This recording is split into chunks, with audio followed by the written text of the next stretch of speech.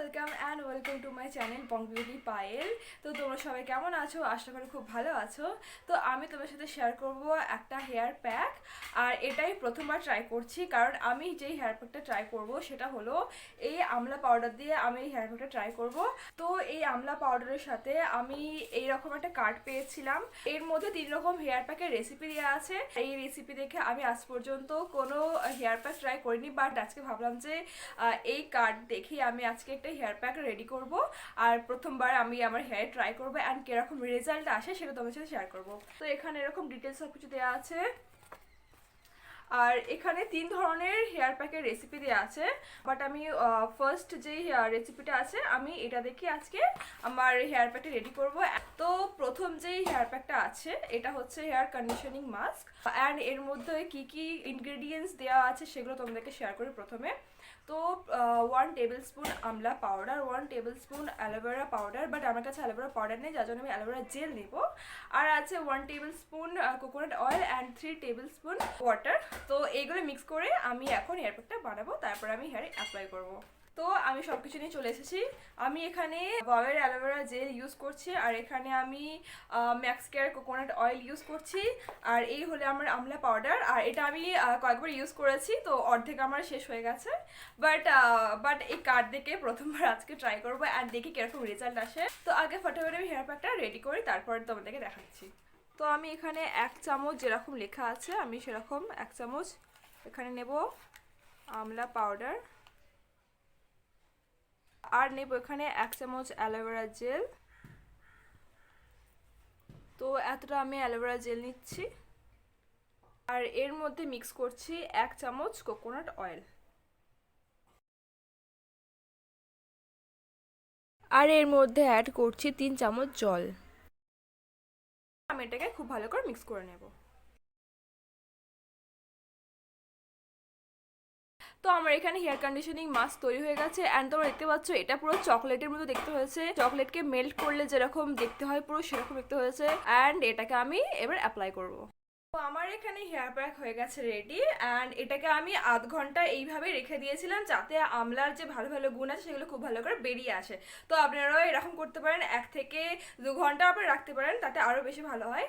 তো এবার আমি কী করবো, প্রথমে আমি চুলকে ভালো করে কোম করব, তারপর এটা অ্যাপ্লাই করব। আর কোম আমাদের অপশনাল না, এটা আমাদেরকে করতে হবে। কোম করলে কি হয়, আমাদের খুব ভালো করে ট্যাঙ্গেলস যেগুলো আছে সেগুলো খুব ভালো করে রিমুভ হয়ে যাবে, আর খুব ভালো করে অ্যাপ্লাই হবে, আর এতে কী হবে, হেয়ার ফলও কম হবে।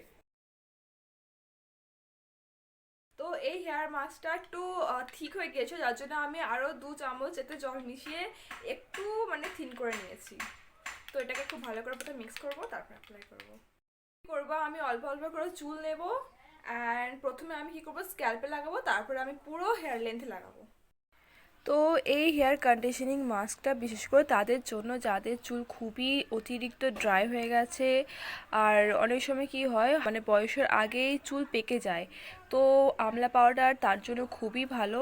আর যাদের স্প্লিট হেয়ারের প্রবলেম আছে এটা তাদের জন্য খুব ভালো হবে। আর রোদে ঘুরে যাদের চুল অতিরিক্ত ড্রাই হয়ে গেছে, শুকনো হয়ে গেছে, নিষ্প্রাণ হয়ে গেছে, এটা তাদের জন্য খুব ভালো হবে। তো এই হেয়ার কন্ডিশনিং মাস্কটা তোমরা মাসে 2বার থেকে 3বার ইউজ করতে পারো, খুবই ভালো রেজাল্ট পাবে। তো আমি এইভাবেই পুরো চুলে আমি অ্যাপ্লাই করে নেব। এরপর আমি একটা বান বানিয়ে নেব। তো এই হেয়ার কন্ডিশনিং মাস্কটাকে আমি আমার চুলের মধ্যে 1 ঘন্টা রাখবো, তারপরে আমি হেয়ার ওয়াশ করে নেব। আর তোমরা যদি এই হেয়ার মাস্কটা ইউজ করতে চাও তাহলে তোমাদেরকে এই ব্র্যান্ডেরই ইউজ করতে হবে এরকম কোনো ব্যাপার না, তোমরা যে কোনো ব্র্যান্ডের এই আমলা পাউডার ইউজ করতে পারো একই প্রসেসে, তো সেটা কোনো প্রবলেম নেই। আর তোমরা যদি আমার এই বায়ো অর্গানিকের আমলা পাউডারের ফুল রিভিউ দেখতে চাও সেটা আমার চ্যানেলে আছে, তো তোমরা সেখানেও দেখতে পাবে। তো আমি হেয়ার মাস্কটা অ্যাপ্লাই করার পর হেয়ার ওয়াশ করে নিয়েছি, আর তোমরা রেজাল্ট আমাকে বলতে হবে না, তোমরা দেখতেই পাচ্ছ মানে চুল কতটা স্মুথ করেছে। এটা যেরকম ক্লেম করে যে কন্ডিশনিং হেয়ার মাস্ক, আর এটা মানে কতটা ভালো কাজ করে তোমরা দেখতে পাচ্ছ, মানে গ্লসি লাগছে, খুবই নারিশিং লাগছে। তো এটাকে আমি থামস আপ দেব। আর তোমরাও এই রেমেডিটা অবশ্যই ট্রাই করো। আসলে আমি প্রথমবার ট্রাই করেছি, ভেবেছিলাম জানি না কীরকম হবে কি না হবে, বাট রেজাল্ট এর এতটাই ভালো এসেছে আমি তোমাদেরকে অবশ্যই রেকমেন্ড করবো এটা ইউজ করার জন্য। আমি যেভাবেই ইউজ করেছি সেভাবে তোমরা ইউজ করে দেখো, খুবই ভালো রেজাল্ট পাবে। যাবে। আর এটা বিশেষ করে তাদের জন্য যাদের চুল একদম প্রাণী, মানে যাদের হেয়ার খুব বেশি ড্রাই হয়ে গেছে। আর এমনিতেই রোদে বেরোলে চুল আমাদের খুবই ড্রাই হয়ে যায় আর খুব শুকনো দেখায়, যেন মনে হয় চুলের মধ্যে কোনো প্রাণ নেই। এটা তাদের জন্য খুব বেশি ভালো কাজ করবে। আর একটা কথা, আমার মানে হেয়ার ফলও অনেকটা দেখি কম আছে, মানে হেয়ার ড্রাই করার পর যখন কোম করলাম তখন আমি দেখলাম যে আমার হেয়ার ফল অনেকটা কমও আছে, আর খুবই অল্প পরিমাণে আমার হেয়ার ফল হয়েছে, মানে না হওয়ার মতো। তো এই রেমেডিটা আপনারা অবশ্যই ট্রাই করবেন, আর রেজাল্ট কিরকম পেলেন সেটা আমার সাথে অবশ্যই শেয়ার করবে।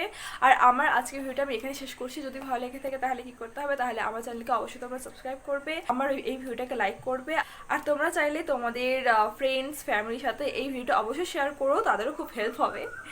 তো আজকে এই ভিডিওটাকে শেষ করছি, তো আবার দেখা হচ্ছে নেক্সট ভিডিওতে। বাই।